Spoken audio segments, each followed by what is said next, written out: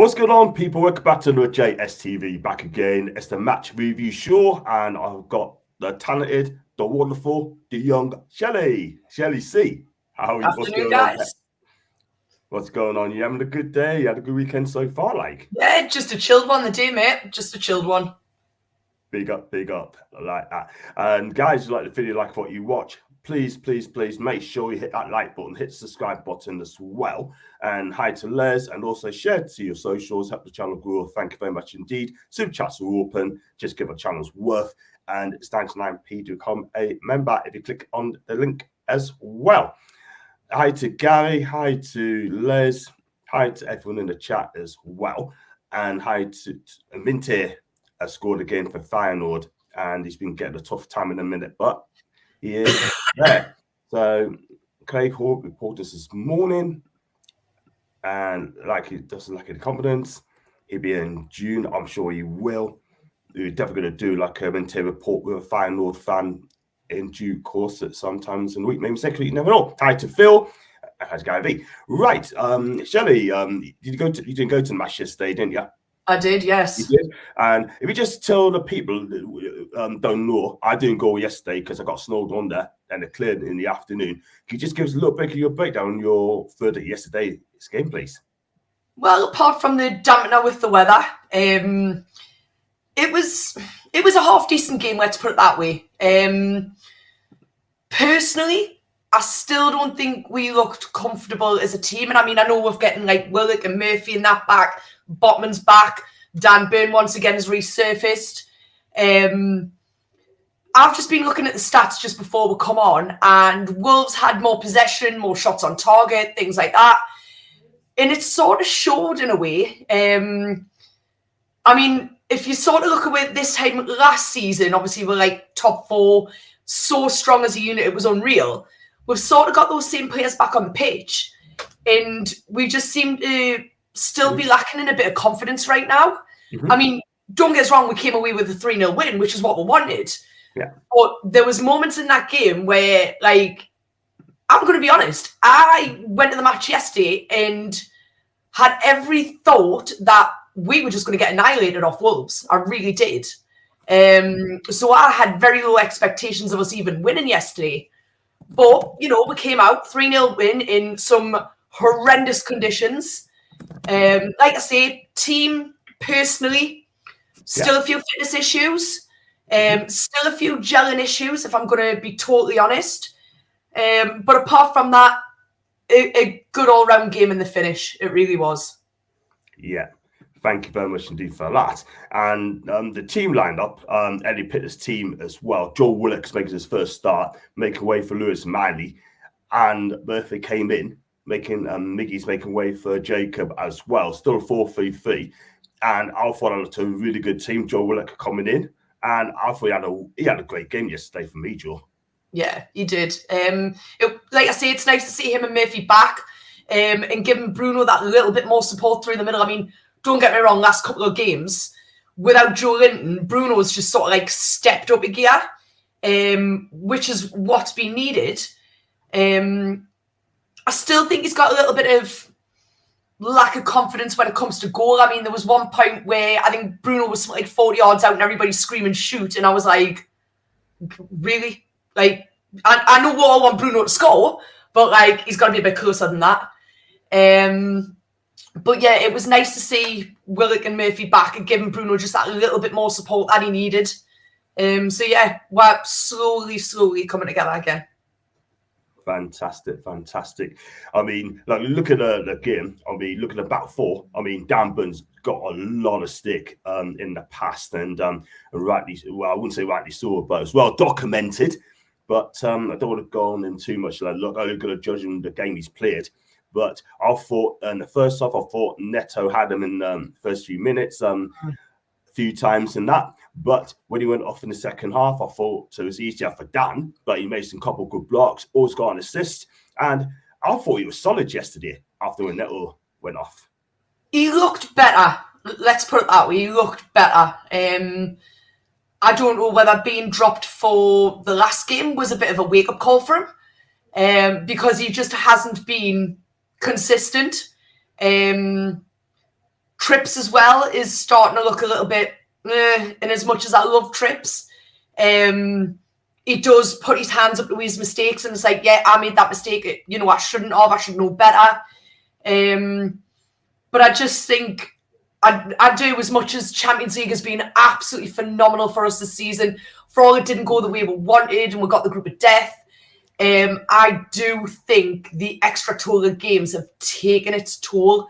And I think as much as people are calling for Eddie Howe to be out, I think it's been a massive learning curve because, correct us if I'm wrong, I don't even think Eddie's experienced Champions League games or management in any form or aspect in his career.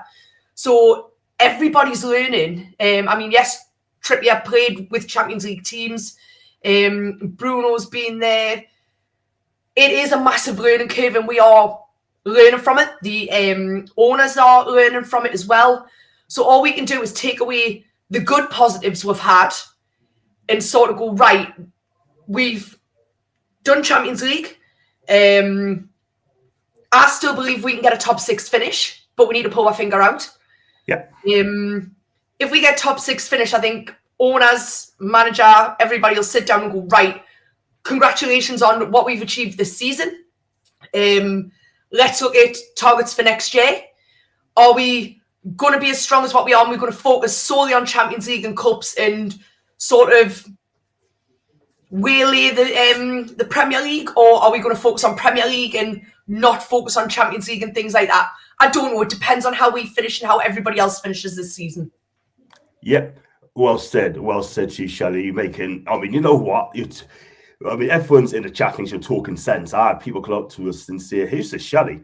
And I say, she's one of my co-hosts and that, and she's fantastic. And you're absolutely right, man. But we have to see what happens in the summer. I hope that we get into Europe next season. If we do, cool. If we don't, they just concentrate on the Premier League and try and get for top 4 next year. But so far, so good. Big up to Gary V. The tactics were intentional. How wants us to have the ball so we can counter. We also had low blocks and no gaps between the defence mid, and that's where we kept the clean sheet. I've noticed that yesterday. The midfield got close to the defence, and we kept there's a little bit of a low block in there, a little bit, in my opinion, but we broke well. I thought Gordon broke well for the first goal, when he broke away, passed into Bruno. Bruno tried to cross it in, took a deflection off the defender, felt nice of the Isak, and headed in from close range, and it's 1-0. Yeah, my only criticism, the midfield looked a lot stronger than what it has done. My only little criticism was, I think it was about 60 minutes in, we were sat looking at Gordon and going, he's absolutely blown out of his backside, and I really think it's taken its toll on him. I mean, don't get me wrong, right? Everton, as much as I've got friends that are Everton fans, I think the worst thing you did was let that kid go, hound him out the club. He's come up north, he's brought families, had to relocate, he's in a different city, he's in a different team, and it is showing that he's now part of a team, and he loves that. You can tell in his face, that kid bends over backwards, week in, week out, every match. He's nigh on closer to as if he gets injured, and he hates that. And the kid is trying to give his all. He's trying to give 200%, which is what we all want. But at the end of the day, you could see him at 60 minutes going, he's absolutely blown out of his backside. And I was like, he's going to come off. And I was quite shocked that Eddie left him on to 80 minutes, because you'd start to see him sort of like dwindle and sort of hang back. And yeah, the pace was there when he needed it, but he was just a bit like, I'm shattered kind of thing. Yeah. Totally agree. He's played an every single game, really. Like, you know what I mean? He looks knacky. He needs a bit of a break at some stage. You know what I mean? That he kid works so hard. Yeah, he's playing his heart out at the minute. And that, what do we see time and time again? We don't want a team that like just rolls over and dies. We want a team that tries. We don't ask for much. No, we don't. We just, as long as you give your effort every week, as long as you work hard every week, and it'll show passion and aggression every week, and that's what we got from Anthony. So long may it continue with this kid. Yeah. He needs to break at some stage, but at the minute we just can't afford to. Hi to Sue Peacock, first time. I hope you're fine, Sue. who had a good game. Sue went to the match yesterday, and she seemed to enjoy the family as well. Big up to Sue. Always positive, he said 2-1. We cannot be negative about the mags yet. And Gav said 3. It makes a change where we can make subs, keep up the intensity and opportunities so impressive indeed. And let's screen the Gary. More country from the lads yesterday. Great confidence boost. Absolutely right. Big up to Ollie. Rules were, you know what? I mean, Pastor did all right, but once we caught hold of them, they looked poor at some stage at the end of the day. But hey ho. And let's go for the comments as well. Alongside these replacing, looks like he is carrying the injury. Replacing with Elliot Anderson. Do you know what? It's all to come on to Sean. Listen, I like him, but it's not. I don't know how to pronounce it right, but you know what, right? When he gets the bar, he plays it backwards and sideways, and I've noticed when he gets the ball, he passes straight back to Bruno, and he doesn't get in the tackles, don't get too involved. What's wrong with this guy? I do think there is a few harbouring niggles at the minute, and because we've been so stretched, the lads are that passionate on the pitch that saying, Eddie, look, yes, I have this niggle, but I want to play. I'll manage it the best I can. I mean, Isak's a prime example. I mean, look at how long he played with that groin strain. And you could tell he wasn't like retreating, attacking as much as what he was. He was more attacking and not retreating, where normally when Isak first came in, he was all over the pitch. You couldn't keep the kid still. And I noticed a few games in just before he went off with the injury that he had a bit of a niggle and he just wasn't himself. I think it's the same with Longstaff.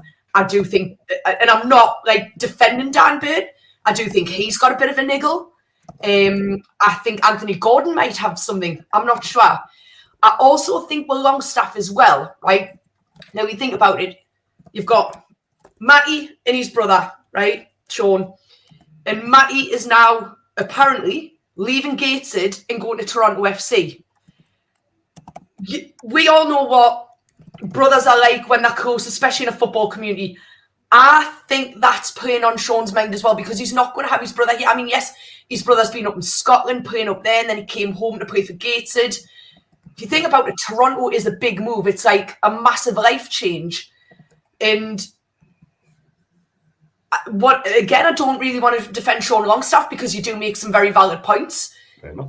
I think he's got it in the back of his mind that his brother's going. And if he doesn't perform, he could sort of be the next to go. But it might not be to Toronto. It may be the Championship or League One. The way he's playing at the minute says to me that he's probably better off in the Championship. Yeah, I totally agree. I mean, a couple of years ago, Matty could have gone to Udinese in Italy, because I love Italian football. I think that move there, if he went to Udinese, I think he would have got the best training. What a nice facilities. I've never been to Udine, but I tell you what, but Udine, they're producing great players as well. Players like Zapata, he played for them as well, and Cuadrado played for them too, and Danovic moved to Inter as well. But I tell you what, there's some good young players coming through, and the way they bring young players up, it would have been amazing. And you know what? I think he should have gone there, but it is what it is now. But that's the thing. But I hope Sean gets to his very, very best. I hope he does. He can do it. But we'll just see. Dubravka played a blind yesterday, made 2 cracking saves. Going to come on to later on. But you go to the second goal. Another breakaway goal. Look, as we're looking to Murphy. Murphy crossed it in. Sarr only powered it out to Anthony Gordon. He couldn't miss it from 2-0. And I thought that was game set and done. Yeah. Great break. Dubravka, for me, obviously, if you look at the stats with Dubravka at the minute, when we had Pope in goal, like, our for and against was absolutely phenomenal. There was very little hitting the back of the net when Pope was in the sticks. Dubravka comes in and he's getting more goals than what we've probably scored. I do still rate Dubravka. I do think he's good. And my only niggle with Dubravka is what he did with Man United. Is when he disappeared to Man United, just for that medal from the Carabao Cup, and then decided he wanted to come back. And I was just like, that just does not make sense. So, like I say, as much as I love Dubravka, there's always that little bit of a doubt. I mean, God, don't get me wrong, he pulled out some phenomenal saves yesterday. Like, honestly, I think the kid stretches to about 8 foot when he's diving. Sometimes if it wasn't for some of the saves he puts in, things could be a hell of a lot different. But yeah, Dubravka had an absolutely outstanding game. If I remember rightly, just before coming on, I did read that he came out with the highest player rating yesterday of about 7.9. Yeah. I mean, I've gone down to 8 out of 10 for me because I think it's really, really great. I mean, good to do the player ratings 12 before the end of the show. And it's good to see Dubravka get back to his best against Blackburn. I thought he was excellent against Blackburn. His canny saves. I mean, look, the defence in front of him, Fabian had a poor game that night, but that's for another time. But let's talk about today's game. And let's go on to my guy, Alan. He's a wind-up merchant as well. When I get an opposition fan on, he always finds about Steve Bruce should be the next manager for the club. Oh, don't bring Steve Bruce into my conversation. No, definitely not. He's done. He's history. And would you sell Sean in the summer for an upgrade signing? Yeah, definitely. And Grisa would be fantastic for Napoli. Grisa. And I'd like to see that Mattia Soli as well on from Juventus. He's playing out on Forza Nona at the minute. And I have a Miggy replacement. But we've got to be careful what you say about Miggy, haven't we? Yeah. He should have scored yesterday when Bruno did. Oh, you know what? I love that kid. His work rate is unbelievable. And he does it with a smile on his face. Yeah. But going back to the Sean Longstaff comment, he's definitely got to be an upgrade in the summer. Right now, I couldn't exactly tell you who I would personally want. For me, it would have to be a case of sit down and look at some other people that could replace him and fit nicely in the team. So at the minute, yes, he's got to go for me. But who we'll replace him with at the minute, maybe ask me that towards the end of the season. And I'll probably be able to give you my honest opinion on who I think would fit in better. Yeah. For me, I mean, I wouldn't shed a tear if Sean Longstaff did leave. I wish him well. I mean, he's had good service at Newcastle United. And if we can get an upgrade on this guy, I honestly believe that we can get better. Should get better. Do you know what I mean? But in games, he has some good games, he has some poor games. But you know what? We need to upgrade a couple of players in the summer, Shelly, if I'm honest with you. I don't know. We need to move. We have to move on to the next step. And unfortunately, players like Richie, players like Dummett, players like Target, players like Sean, Miggy could be like a bench player. People like Lascelles. This is my opinion, right? Yeah. I want to go on to the next step. Yeah. As I just mentioned, they may as well just go away. Yeah. I mean, I've seen some reports that like Dummett, Kraft, Richie and that are all out of contract this summer. And Eddie had said something along the lines of, don't quote us on this, yes, our contracts run out. At the minute, there's no talk of contracts. So is that Eddie saying, right, you're out of contract in the summer, and if you want to stay, you're going to have to start pulling your finger out? Or is that Eddie's way of saying, your contracts are up in the summer, you are technically free to start looking for other clubs? Because Richie and Dummett and Kraft have only come on when we've been so stretched with injuries. I mean, I can't, like I say, off the top of my head, and I'm quite tired, to be perfectly honest. No, it's fine, babe. It's fine. It's like, I can't remember who was on the bench, but I don't really remember seeing those names on the bench yesterday. There might have been. Like I say, I can't really remember. But I think them three need to go. Definitely. There's probably others in there. Miley, you've got to keep. I mean, the kid's only 17.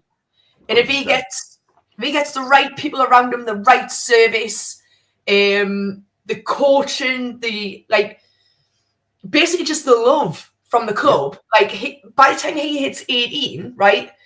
I mean, if you were to put a price tag on Miley right now, what would it be? A price tag on for Lewis Miley, what would it be? Oh, that's a good question. I don't think it'd be 105 mil for Declan Rice, but if he counts on the way he is, right, and he wins trophies and that, well, we talked about 100 mil. I don't see why not. Yeah. I mean, this guy's going to be better and better and better in years to come. I don't want to put pressure on the lad, but if you want to buy him now, the starting price, in my opinion, would be 70 mil. That's the starting price for me. Yeah. At the minute for me. Go on. For me at the minute, right? Like I say, he's only 17. And if the worst ever came to the worst and we had to sell Miley right now, right? I think Amanda and that probably wouldn't be wrong at saying 30 to 40 million for him because he's only 17. But if we could keep him another couple of seasons, another couple of years, till he's like 2021, easy stick. And he keeps up the work rate and the way he's going now and picking out balls like nobody else can see. Easy 100 million by the time he's 21. Easy. 100%. 100%. And I will not sell him to an English club. I send him to a foreign club. There's no way, right? I send him to a foreign club, but if they want to send him to an English club, it'd be a 3-year term. You can sign him, but you can't sell him for the next 3 years to an English club. You cannot. Simple as that. And I mean, Shelly, we talked about players to go. Emma Kraft in Waterman, he signed a 1-year deal. So he's staying with us to the next season. Thank you for that, James. But 1-year extension. I mean, who was it? I don't think it was for us. I can't remember off the top of my head, but somebody signed a contract extension not so long ago and then naffed off to another club about 6 months later. So I get where we're going with the 1-year extension, but what's not to say that somebody comes in 3 to 4 months and goes, there's 25 mil for Kraft, and our owners go, off you go, sunshine, see you later. Contracts at the minute aren't worth the paper they're written on. Money at the end of the day. Money. But you're right. He could go in the summer. You never know. As far as I understood, Eddie said that regardless of contracts, everyone has opportunity to send a squad place, but he's not going to say that exactly. Exactly. Lascelles has been given a 1-year contract, but he wants a 2-year deal. See you later. I tell you what, we need to move on. We need to move on with these kind of players. You know what I mean? I'm not being funny, Shelly, but we need to move on to the next level. If we go to the next level, right? You cannot take the players been with us for a long time with them. Otherwise, it must just be the same project. Do you know what I mean? We've got to move on. When Pep took over at Man City, he got rid of Joe Hart straight away. He does do sentimentals. Now should we? We want the best for our football club. It's simple. I mean, you know what I mean? Every time I come on here, like I always say, I don't rate the cells, and I still don't. Like I say, if somebody came in and offered good money for him, it would be see you later, mate. Yeah, he's out of contract at the end of the season. Yeah. So he can go to Forest. He made his name. I like Jamal. I do like him, but we need to move on from him and Richie and Target and maybe Sean Longstaff. Yeah. Jeff Hendrick, he can go. Yeah. Bye-bye to a lot of them. Sorry. Oh, we were ambitions, and we just say how it is, Our bench yesterday was the strongest in a long time. Felt more comfortable position for us to suit. You're absolutely right. I mean, you've got players come on. Elliot Anderson came on, and also we had Miggy came on as well. And we had options. Exactly. Totally agree. I mean, you've got Joel Linton to come back next season. I hope he signs a new deal. Now, that's all you got to keep. You need to keep him. Let's put it this way. You sell Joel Linton and keep the sales, right? Where are we going as a club? It does not make sense. It's as simple as that. Do you know what I mean? I'm going to stand my way. Go on. I mean, if these rumours are true about what Dan Ashworth was apparently doing when it came to Joel Linton's contract, I've heard, like I say, I don't know how true it is. I've heard that Dan Ashworth wouldn't give Joel Linton what he wants, which apparently is between 100 and 110k a week. If I had 110k a week, I'd give him it out of my own pocket just to keep him. But if that's right, what Dan Ashworth was doing, then what was he thinking? And if Amanda and that have got any sense, give him what he wants. Give him what he wants right now. Bruno, Joe Linton back, and Tonali next season. God help anybody right now. Facts. Absolute facts. And that's what you need to do, because you let Joe Linton go and he goes to another club, like a Liverpool maybe, so United, or maybe a Tottenham. I tell you what, that guy can win you a title. That guy can win you a title. I believe if Joe Linton goes, Bruno will not be far behind. Exactly. And then we've got an absolute mess at the minute in the midfield. Do you know what I mean? But who do you blame? For that, though? Who do you actually blame? Do you blame the club for it, not keeping your best players? Or do you actually blame him for trying to be too greedy? See, that's a question you can't really answer, though, is it? I do believe the club will give him what he wants. I really do. But is it what Joe Linton wants? We will never ever know what goes on behind the scenes unless you're A, a fly on the wall, or B, you are actually privy to what goes on in that boardroom. We'll never ever know. Totally agree. Totally agree. Let's go on to the third goal. It's good to see Tino got his third goal, first goal for the club. He was absolutely fantastic when he came on. What a run for that goal, yeah. When he got in the box, it looked a bit scuffy. I thought you lost it for 1 minute, but he did well to get that ball back and trickle over the back of the net. So happy to see my guy score that goal. Yeah. Big Tino. I mean, we were sat and we jumped up and we were like, that's not going in the goal. Somebody's going to save it. Somebody's going to clear off the line. And it was just like slow motion. It just sort of like rolled ever so slowly across the line. And we were just going, what the hell? What is just like, we were just going, did that actually just happen? Like am I in a film or something? Honestly, it was so slow motion. His ball across the line. I was just like, kid scored. What more does the kid want right now? Yeah. Oh man, and you know what? I mean, it's a perfect replacement. It's a perfect replacement for Kieran. Eventually, when he does score with him, maybe he's like, you know what I mean? But at the end of the day, it's just man, it's just good to see him back. It's great. Yeah, definitely. First of many.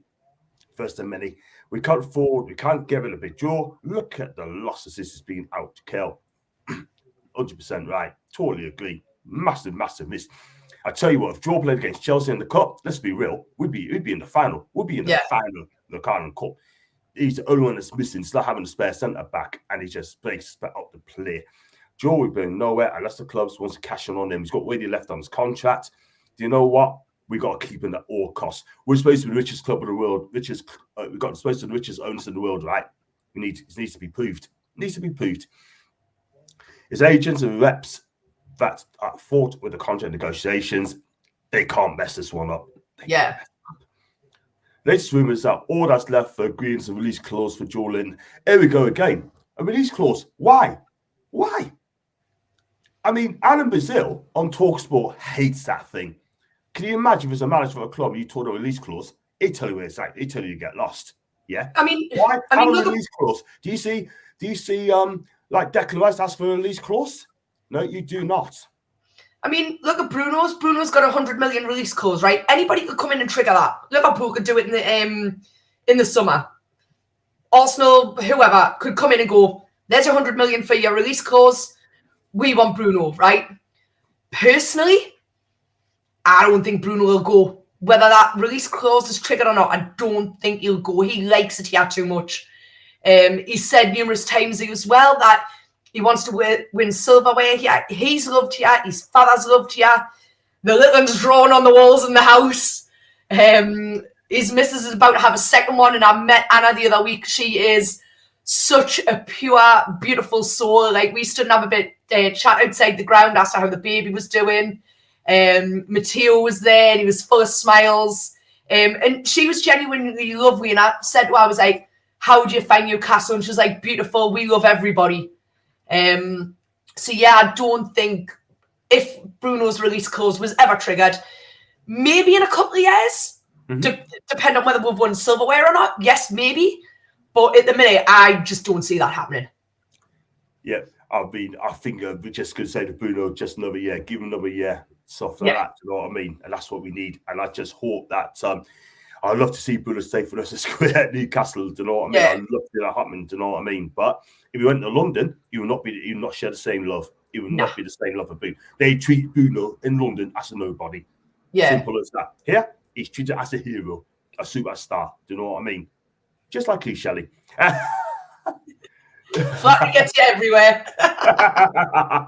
And you believe me, don't you? Believe us, don't you? Believe us? Yeah. Thank you. Anyone been saying about Kieran's injury yesterday? Not yet, Phil. We probably find out tomorrow or Tuesday. Nobody was out with the missus last night, so the injury can't be that bad. Exactly. So let's hope he comes back next week, Chelsea. And I'm supposed to go to that game, but got a new job on Monday week. So let's just think we were in the table if we beat Luton, Forest, and Bournemouth. We beat Forest away though, Alan. Couldn't beat Luton at home and away. Couldn't beat Bournemouth home and away. And that's why we're not close enough for the top four just yet. Joe and Bruno has been chatting to each other and wants the same outcome. Yep. Thank you, Lauren, for that. I totally agree with you. Bruno, give it one more year. And just that is a cow for nothing more. Well, it'll be back next Monday then, if that's the case. No, do not give in to demands. No players bigger than the club. It's true though, isn't it, Shelly? It's true. No one is bigger than the club. It is. No one is bigger than the club. Go on. I mean, what's not to say that Joe Linton's probably turned around and said, look, give us 90 grand a week and I'll stay, right? But we all know that agents are just out for this, right? What's not to say his agent's gone, right, okay, I'll go back to the club. Bruno said to his, Joe Linton said to his agent, I want 90 grand a week. Yeah, I'll sort that out, mate. You leave that with me. I'll go and sort it all out. Amanda, Joe Linton wants 110 a week. What's not to say that, like you say, the agents are pushing for a bigger weekly fee because they get more money at the end of it. Yeah, every time. It's all about the money at the end of the day. I reckon, right, and like I said, I don't know how agents work at the best of times, but I reckon if you were to take agents out of the whole entire story and let the footballers negotiate their own contracts, you'd have players signing within minutes. I totally agree. Go back in the 80s, right? Yeah. If Liverpool came for you, Man U came for you, you don't think twice. I mean, which podcast was that? Was it Gaza or Alan Shearer? I think it was Big Al. Obviously, flicking through TikTok the other day, and there's a story where Big Al's going on about, I think he was at Blackburn, and Alex Ferguson had rang him up and said, look, I want you Man United. And he was like, right, okay. So he was going to see Alex, and then Keegan had rang him and said, I want you at Newcastle. And Alan was like, am I going to turn down like the most influential man in football in history, or am I going to go back to my home club? So he went and seen Kevin Keegan first, and then went to Manchester on the night time, and apparently was nearly all set for signing for Man United. He told his missus to pack a bag and everything. And when he went to see Alex turned around and said, so just be honest, who have you seen first, me or Keegan? And he's like, oh, well, I went to see Kevin Keegan first. And he went, well, I've got no chance and really have I. And that was back in the days, like you say, 80s, 90s, where the manager used to ring you up and go, I want you to come play for my club. Not the manager's going to go to the board. The board's got to contact the agent relays the message. And then obviously it all talks at this side, all talks at that side. Then they'll all sit in the middle and go, yes, no, maybe, possibly, whatever. And it's a done deal. Go back to a simpler time. That's all I ask. Exactly. Just go in there, talk to them, and just have a look around. If you like the club, go for it. But now the agents just coming for the money. Yeah. Agents are the big players these days, unfortunately, and that's what it is. You just said it there. It's the money at the end of the day. They don't care about the club. They don't care about the player. They care about what they can get out of the money, and what they can make. Do you know what I mean? And that's what it is nowadays. It's all about money. Yeah. And this FFP as well, it's getting beyond the joke now. I mean, he needs to scrap this PSR thing. He needs to scrap it because I'll tell you one thing. If they don't scrap it, there are not going to be any £1 billion transfers anymore. They won't be. They won't. I mean, have you looked at the last transfer window we've just had because of this whole PSR carry on in FFP? Yeah. There was what? Less than 100 million spent? Yeah. One of the lowest transfer windows we've had in years. Yeah, and you know what it is? They're scared of losing the points. That's all it is. They're scared of losing the points. So if Newcastle went out and spent 250 mil, right, and we get 10 points and got 5 Champions League, I still think our fans would be over the flipping moon for that. Mm-hmm. I mean, if we get Champions League, lose 10 points, we're not going to be talking about 10 points, are we? We just move on. End of story. Crazy, man. But they need to get that sorted out because I still don't think, I don't know what to say, man. And Shearer thought twice. Yeah, Shearer definitely did think twice there. He did. And Bruno and Joe Linton think they're above the club and irreplaceable. They are not. That's Lorraine. Wow, Lorraine's going in. And look at Gazza's going to Tottenham. The car was there. They bought his parents in a house. Yeah. Yep. Gazza should have played for United. If he wanted to leave Newcastle, should have gone to Man U. I think if he had gone to Man U, Gazza wouldn't have half the problems he's got now. Definitely not. But he went to London, bright lights, capital city, just gone to the wrong place. It's as simple as that. That's the problem. It's all about the money. Like any biz, both sides will try to either save money or get the most. Crazy, man, isn't it? It really is. It's all about the money. But football, Shelley, it's a short career now. It's a short career. They want as much as possible, and that's it. I mean, look at poor Tom Lockley. Like, bless him. He's now. I don't really want to use the term "done for," but that heart problem that he's got, that's him done now for the rest of his life. I mean, look at it. We've had, what was it, Fabrice Muamba? What's his face for Man United? I can't think of his name off the top of my head. And then went to Man United. He went to Spurs, then he went to United. Yes, he had the same problem. Yeah, I think I know. Someone in the chat will probably know. Yeah, like I say, football is now a short career because the way the world is, it's like people are just. That's the one. Yeah, so people are just like dropping down dead at 40-year-old, 30-year-old, whatever. Lads are putting in tackles that are smashing ankles, smashing legs. Lads are having heart attacks on the pitch, and you value it while you can, and then when your day's done, you're done. Exactly. Just don't keep playing. If your health's not kind of take it, if it's not right, then just don't carry on. Do you know what I mean? Just don't carry on, because it just damages you even more and more and more. You had a great career, just move it on. Like, do you know what I mean? Go to coaching, go into punditry. You know what I mean? Because he'd be good at that, Tom. He'd be good at that. So we'll just see. Just gonna go what Eddie Howe's been saying for the player ratings. Eddie Howe reflects on the 3-0 win against Wolverhampton, and he said, sometimes you just have to find a way to get over the finishing line, and then that there are better performances ahead. I think we were that at the minute. I didn't think today was ever going to be a classic Newcastle performance, but I think it's a building bridge, getting closer to where we want to be. I thought Blackburn was very, very similar. We got through, and that's the main thing. So Eddie Howe must, and you'll say it's a big win. Eddie Howe's over the moon on that performance today. Yeah, going back to Blackburn midweek, Jesus, like there wasn't enough alcohol in the world to keep me calm on Tuesday night. Jesus, I've got no nails left. Poor dog here was hiding in the corner, me screaming at the TV.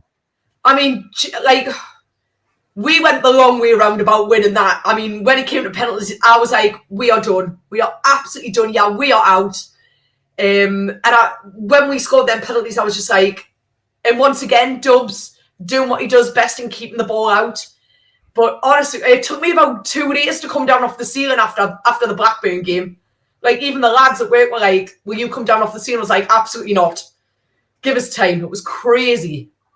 It was. I mean, I was at that game on there against Blackburn, and I tell you what, I mean, I was absolutely, I was like a nervous wreck. I mean, when Harvey Barnes was that penalty, then I thought the key penalty was Elliot Anderson's, the fourth penalty. That's the key pen that had to go in, Yeah.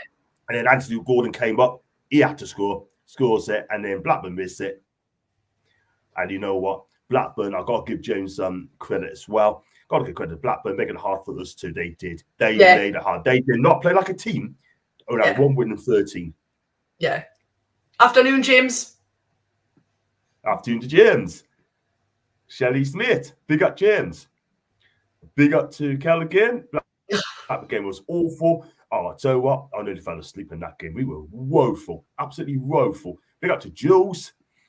IT Jules, I would take the same side against Blackburn where we play Man City, 100%. But talking about that, I would, but I don't think my nerves could hack another game like that. Mind you, the Man City game, I'm going to miss half of it because we've originally decided to go on holiday and we actually fly that Saturday, and we were supposed to be playing Crystal Palace away, and we were like, there's Crystal Palace away, you know, we'll absolutely walk all over them, it's fine, we'll fly at 3 o'clock, you know, a nice surprise to land. And then when the draw said to my other half the night of the Blackburn match, watch us pull Man City away. Just you watch. What happens? Last ball out, we play Man City away. Brings the dates up, Saturday the 16th at 5:30, and I was just like, you've got to be kidding me. So we actually land, so we're an hour in front. we actually land. I think we'll catch maybe the last 15 to 20 minutes of the first half. So I'll be through passport control as quick as possible on that bus with my phone on, watching the last 45 minutes. We were hoping that we were going to get out to Benidorm and go round to a friend's bar who's got like a Newcastle bar in Benidorm and see him and watch the match with him. But we're not going to make it, so it's just going to be a one on the bus. But I think we'll probably pop round and see the lads after we get off and have a few drinks. But I'm gutted. I'm not. Like, I'm scared. I'm nervous. I'm excited. But I've just got every thought of we're landing in Benidorm and just going, we are getting absolutely trounced here. Yeah, it's not looking good. I look at that draw and I thought to myself, people say we're not going to be negative, but it looks like we're going out. But all we got to do, just hang in there. That's all I'm saying. Hang in there. Yeah. And just see what we've got. We'll be Man City in the Carabao Cup. We did. That's without Erling Haaland and Phil Foden. Yeah. It's going to be a hard one now having them back. Exactly. I mean, Sven Botman defends well against Erling Haaland. And he's been really good every time. Yeah. And, it's very positive. I was there. It was torture. I was absolutely stressed that day. Absolutely stressed. And you know what? We came through. We did. Everton have the duels as well, rather than playing now, rather than in the final. Yeah, I'm going to have to kind of agree. I mean, is there a replay? All we're going to do is just get a draw at the Etihad, bring it back to St. James's Park. Yeah. Then your next question is if we do turf out Man City, who do you want in the next round? And then who do you want in the final? Because you can guarantee there's going to be a Liverpool, Man United possibly in there, in Chelsea. I take on Chelsea. This is the worst Chelsea team I've seen in years. This is not a very good Chelsea team. If we had Chelsea in the final, we are winning that. Unless Chelsea miraculously find some form. If we get Man United in the final, I think we can whoop them. But if we get Liverpool, I think you might as well just absolutely give up the ghost now. Yeah. You know what? I'll take on Chelsea. We've got Chelsea next in the Prem a week Monday. Yeah, we'll beat them. We'll beat Chelsea. Yeah. That's the worst Chelsea team I've seen, honestly. I saw on IG earlier that little Matteo supporting his daddy. So cute in his full kit and looking glowing. That baby must be due soon. Do you know what, Jules? I can't wait. Bruno is a fantastic guy. My ambition is to get Bruno on my channel. That will be a dream. You know what? I'll get you on as well, Shelly. I'll get you on as well. So mate, if you get Bruno on here, I'll actually come to Bristol and do the channel with you live. Hey, live. Yay. Definitely. You're on. You are on. When I get him, you'll be the first in the queue. I've got to get one special guest on with me, and that'll be Shelly. Somebody says she already gave birth, but clearly not. That's from Les. No, I think she's still got a couple of months left. Yeah, fingers crossed. I'm buzzing. I can't wait to see what then. Oh man, Bruno and his lovely wife Anna. Good on the Wolves fans. So it's charity work. Yes, hats off to that group yesterday. Me and my other half actually had a drink in Shark Bar for a change. And saw the lads actually walking up to the ground. Followed them on X this morning and just, said, like, well done on that walk. Obviously, the charity that you're doing it for, Alzheimer's and things like that, holds a bit of a place in my heart. I've just been looking through, obviously, his X account and things like that. It looks like he really enjoyed it. It was 195 mile under 5 day for Dementia UK and things like that. Manny, if you are watching this, and the team, well done. Hats off to you, lads. All the best for any future endeavours you do when it comes to raising money for Dementia UK. And he had a massive reception right outside the ground. There was a lot of Wolves fans and Newcastle fans there welcoming him into Newcastle. So, yeah, well done, Manny. Hats off to you for that, mate. Absolutely. Big up. Absolutely fantastic effort. Brilliant stuff. So made up for them, man. I mean, do you know what? All about hard work, dedication. That's exactly what they've done. Well done to them. Seriously, man. Well done to them.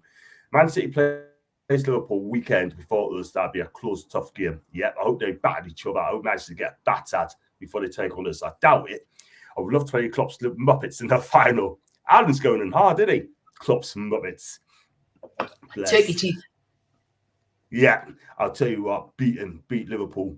We'll beat them one day. Don't worry about that. We'll beat them one day.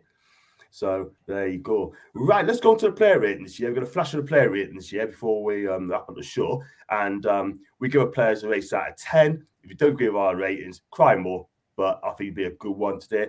I'm going to start with your guy, Dubaka. 2 cracking saves, 1 for Fiesa, 1 for Fabian's back post effort. But other than that, I mean, he didn't have that much to do. Yeah, Dubravka, as we've said, was absolutely outstanding yesterday. Some of them saves were top notch. For me, Dubs, it's an 8.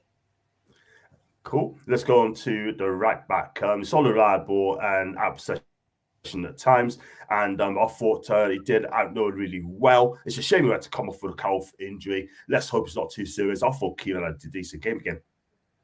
I thought he had an all right game. He still made a few mistakes again. Like we say, is he harbouring an injury? Obviously, with that calf strain or whatever.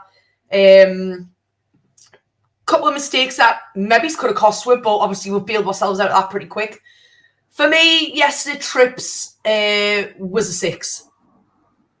6 out of 10. Cool stuff. And let's go on to the other side. Before I do that, he's hit 50,000 for his charity. What a good bloke, that's in Kel. That's the latest on that charity walk as well. Thank you for that, Kelly. Let's go on to Dan Burn. What can I say? I'm going to agree with most of the fans right now that Dan Burn is not at his best. Still making stupid little mistakes. Teams are now starting to find a weakness in the fact that he's just got no pace whatsoever. For me, yesterday, Dan Burn was a 5. Cool stuff. And let's go on to, I thought he did all right yesterday, a little bit better yesterday. I thought he saw the second half. First half, I thought net had a couple of times, but you give him a 5 out of 10. It's your player rating at the end of the day. Let's go on to the centre back. I thought he used class yesterday. Fabian, he had a fantastic game yesterday. Did a great tackle to come across and deny Neto with that tackle. That could have been it. But other than that, Shaw is like just outstanding every time. He does have hiccups, but not as bad as everybody else. But when he makes a problem, he rectifies the problem. But Shaw, in that central defense role, is just. I think when he missed Botman in the last game, I think it showed a little bit, but not massively. But having his pal back has just made Shaw so much stronger. So Shaw yesterday was a 7 for me. Okay, cool. I thought I would give him an 8 yesterday. Did an assist for that third goal, and he's your player at the end of the day. Let's go on to Sven Botman. Yeah, Sven was nice to have him back. To me, he did just look a little touch nervous, but outstanding game again. Like I say every week when I'm on here, I wouldn't like to cross a kid on a dark night.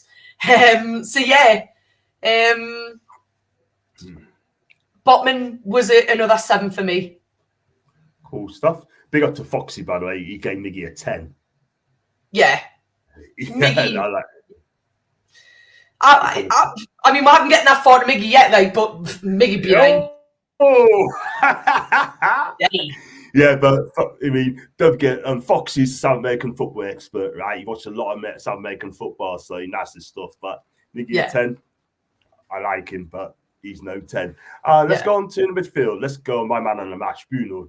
That guy did a no-look pass. And I tell you what, I mean, he set up an open at Isak's goal, and then that pass to Miggy, some things are made out of beauty. And I thought he won so many duels as well. What a player. Yeah, the last couple of matches for Bruno has been outstanding. If I give him the numbers off his back and put them together, I would give him like the 12, but he was a 9 for me yesterday. He's just I love the kid. What can I say? Yeah. It's a 9. Cool stuff. Big up to Dan, by the way. Big Wolves fan, coming me channel. Thanks for coming on Friday night, my guy.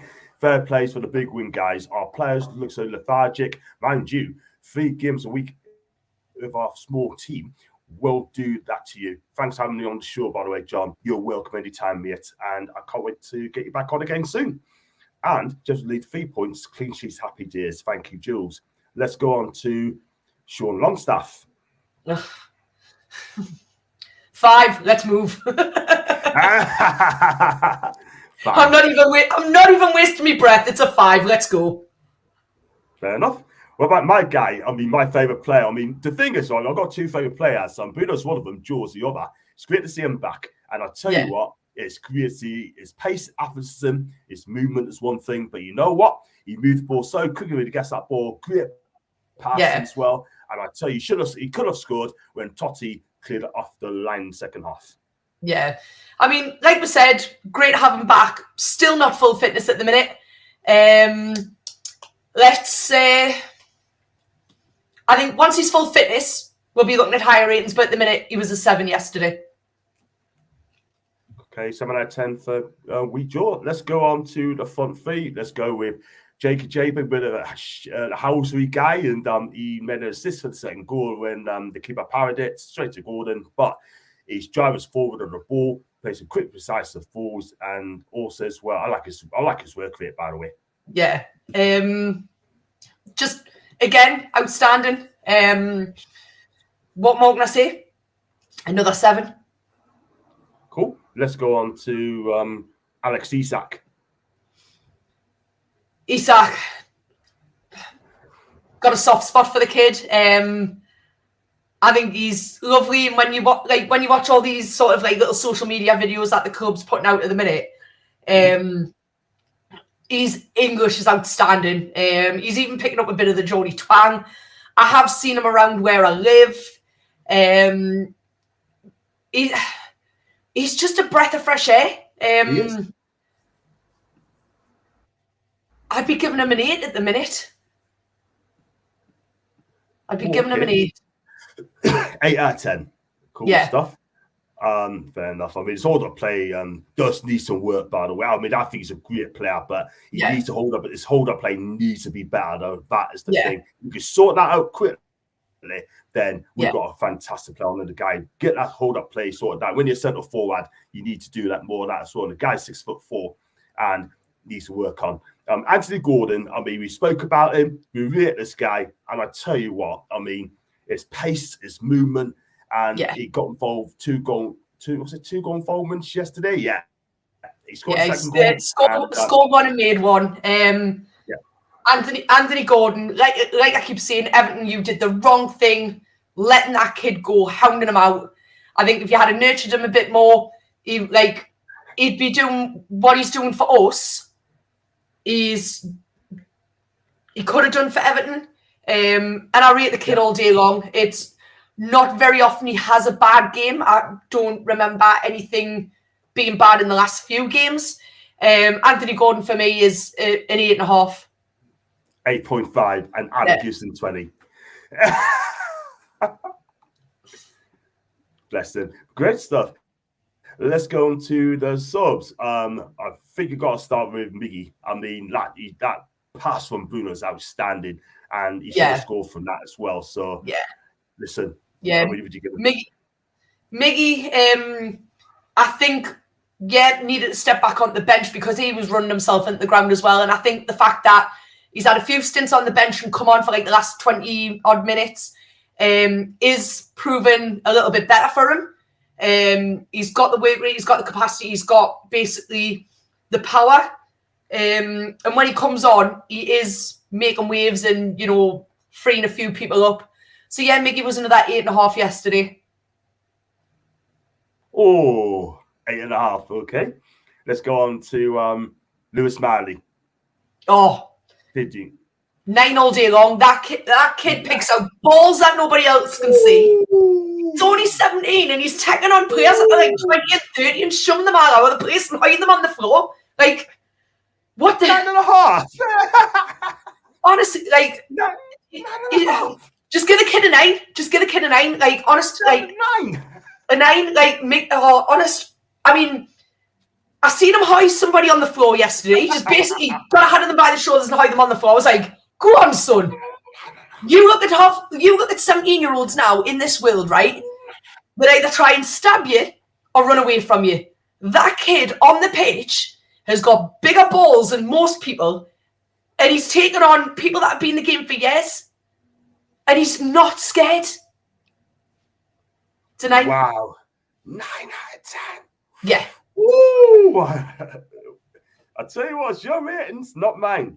Let's go on to Harvey Barnes. This poor kid, he's getting the short end of the stick at the minute. When he's on, he's phenomenal.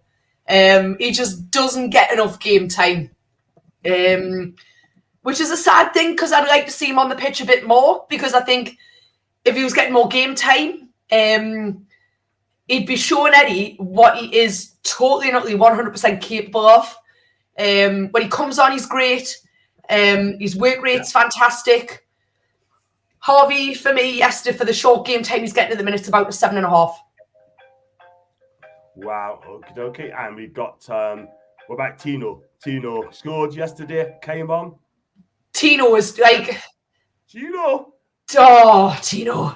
Big up to coffee, by the way. Big up to tea. Tino, like... Where can you start with that kid? He's absolutely phenomenal. Like, he comes on, he does what Dan Burns been failing to do. The kid can run. Jesus, I think if you put him in a 100-meter sprint, he'd beat Linford Christie, Usain Bolt, and everybody else to go with it. His goal, he deserved that yesterday for all it was a slow motion goal. I think that'll have hid his confidence right through the roof. So Tino, for me, yesterday coming on was an 8.5. Cool stuff. And the last we're going to do as well is Eddie as well. Eddie Howe. I mean, if you like to feel like what you watch, give Eddie a ratings as well for yesterday.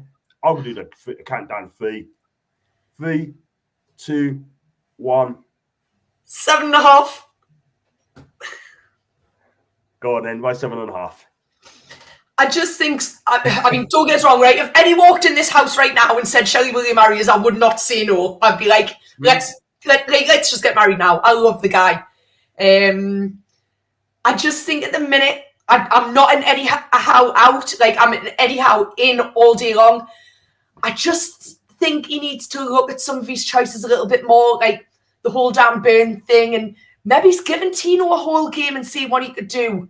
Like getting Barnes on and Lewis Hall, that poor kid sat on the bench. He's come from Chelsea on loan.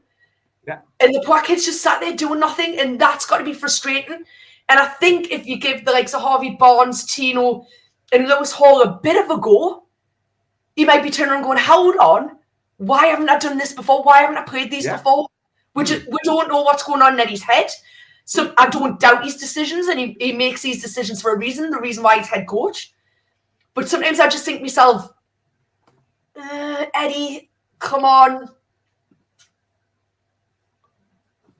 Wow. I see what you mean. But he's got to give these players a chance as well, especially when we're winning. When we're winning games, like just get them out there. Do you know what I mean? Just give them show what they can do. And I totally agree. Got one from there. Let's have a list one from I was singing the Eddie song. I love it. 8 out of 10 for Ed. Love Eddie. In Eddie we trust. Sees them in training. Wow. Yeah. Good for you, Sue. See him in training. That's amazing, man. And so that's 8 out of 10 for me. 7.5 for you. I said 9. I'll drop down to an 8 then, but could be better. So talking of Eddie before we wrap up the show, right? I know a lot of people said Eddie's not a big enough name anymore. Take the club as far as he can. I'm Eddie in all day long. He stays for me next season, right? Yeah. I'm getting people saying that, Eddie's taking the club as far as he can. They need to get an elite manager in like Nagelsmann to come in, the German. So what's your take on it? Would you say, do you think Eddie should be given another year? For me, I think he should. Yeah, man. Definitely. I mean, he's going to come in. He came in when we were at our lowest, right? And he got a bit of funding, bought a couple of players, and we went from being 19th in the league to finishing 4th. Like, out of the history of managers, how, like, where would you put that? Like, that would be my top 5 for, like, manager success stories ever, right? Obviously, we've come in this season with Champions League. We've ended up with an injury-ravaged team, which it does tend to happen every season, but not as bad as what we have actually had this season. Yeah. And he's dealt with injury blows and trying to rotate the squad the best he can with what he's got, being hampered by FFP and things like that. And the kids had to think on his feet quite a lot of the time, right? Eddie could have turned around and just thrown the towel in and said, you know what, I can't do it anymore. That kid's took some heavy criticism. He's took some absolute points away and developed them. He's took points away and sort of gone, well, I don't exactly agree with that, but, you know, I run the team kind of thing. If we can buy 3 extra key players next season, one's got to be a striker, definitely. But if we can get 3, possibly 5 extra key players, that's going to strengthen the squad for when we do have injuries. That man will get us silverware next season. Started with Ivan Toney. Go out and get Ivan Toney. Yeah. I don't care what people say. Yeah. If Amanda and Murdad can find some way of getting around this FFP crap, then I know Amanda will. I do believe she's got the brains to do it. Like, at the minute, obviously, she's in court about some bankruptcy thing. Now, the way I look at that is, if Amanda didn't think she was going to win, she would have just given in and gone bankrupt. Now, yes, she did reduce her shares in the club. Did she do that for a reason? Was that to pay the bill for the solicitors that she's using? Which I possibly think it could be, because if that was me personally and I knew I wasn't going to win this case, I'd probably just roll over and take the bankruptcy. But I know Amanda's smarter than that. And if it was something that needs to be challenged and she knows she can win, she's doing it. And I've got every faith in her from what I've seen on little clips, that she's a very shrewd businesswoman and gets what she wants. And like I say, I wouldn't be shocked if she sat down with Murdad, the Saudi Crown Prince, Darren, whoever else when you Dan Ashworth in. I think she will find some way of getting around that. Yeah. All the time. She will. I think she'll win it as well. Yeah. And she'll find a way of beating this FFP as well. Because I tell you what, she beats that. I tell you what, the Premier League will be absolutely scared. Big time. Yeah, out of coffee, yes, we saw that. We'll go for the comms to wrap up the show. You also have to take care of the top players, bring them off when they're knackered or have an injury. But yeah, it's no subs to replace them. We have now, but we didn't before that. And Leslie, 100 out of 100, that's Malin. Poor Dan, when I see them, lost the ball past them. You see him trying to get back, and you know he's not going to get there. Well, yeah, the second half was fine, but that's because they had Neto in front of him. Love how Dan thought he'd become on number 9. It's the Southern media that he wants Eddie out. They are scared of us. That's from Alan. I got to kind of agree, mate. The testing shares, yeah. And any updates on Tripp's injury? No idea, Alan. Find out either tomorrow or Tuesday in the week. So keep your eyes peeled for that, and we get on with that.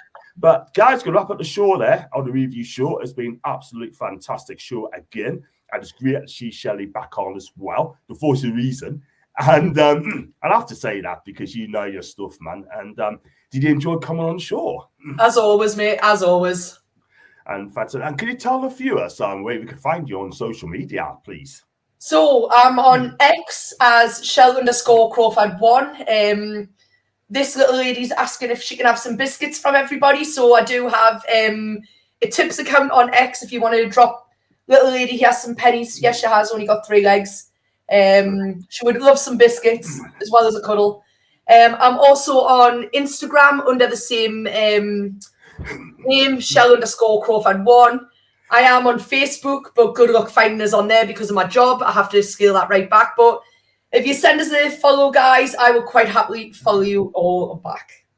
Fantastic. And the links in the title as well at Shell_Crawford1, capital S, capital C, number 1 at the end of it as well. Love the puppy. That's in res. And got an extra guest, haven't I? And thanks to you, Sue, and first time for you out as well. I appreciate that, Sue. and also for Philip as well. Thank you, Philip, and everyone else in chat, for Leslie, Jules, Lorraine, Coffee, Alan, Foxy, Sue, Phil, and everyone else in that chat, so GMs as well, and Wolves fan Dan too. So guys, like if you like what you watch, I will quick with you quickly, share for you dash, like, subscribe, and as always, I'll be back in the week. I'll with the lads.